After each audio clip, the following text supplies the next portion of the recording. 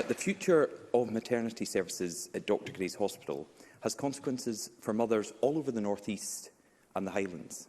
This has impacted my own family, but it's caused far greater problems for many others. Here's one example from the recent review into maternity services. And these are the words of a mum.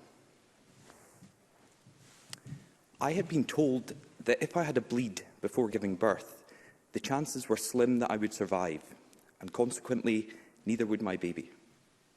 I spent months in constant fear that I would bleed. Then the worst happened and I started bleeding at home. I was transferred initially to Dr Gray's, then to Aberdeen in a blue light ambulance. The bleeding did initially stop, and I was told my baby had a heartbeat. But when the bleeding started again, on the way to Aberdeen, I was told the heartbeat had gone. I therefore thought my baby was dead, and it was likely I was next. First Minister, this is going to happen to more and more women the longer this is allowed to go on. When doctors and midwives are saying the options on the table won't work, what is the First Minister and her government going to do about it? And why are they not responding to these medical experts? First Minister.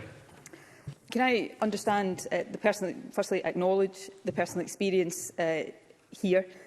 We all, not all, but many of us, myself included, have personal experiences around baby loss at different stages, and therefore I absolutely understand the emotion, the sensitivity and the seriousness of these issues.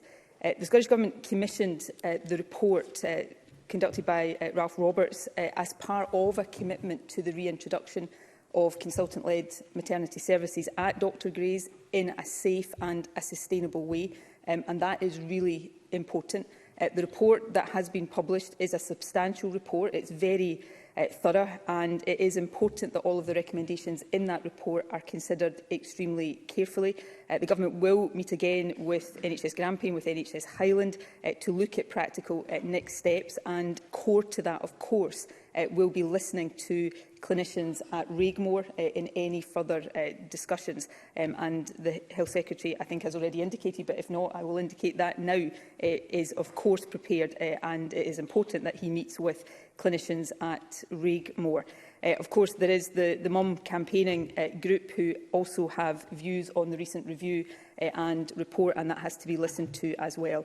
I do not at all underplay the seriousness of this, nor do I deny or challenge in any way how important it is to all women to give birth as close to home as possible. And that's not just something that is desirable. There are many good clinical reasons for that as well, and also good support reasons for that. But the most important thing, and I think it is acknowledged and underpins the questions that are being asked here as well, the most important thing here, because there have been experiences in the past that drive some of this, the most important thing is that maternity services are safe for women and for their babies, and that's the principle that will drive all of the decisions that are arrived at.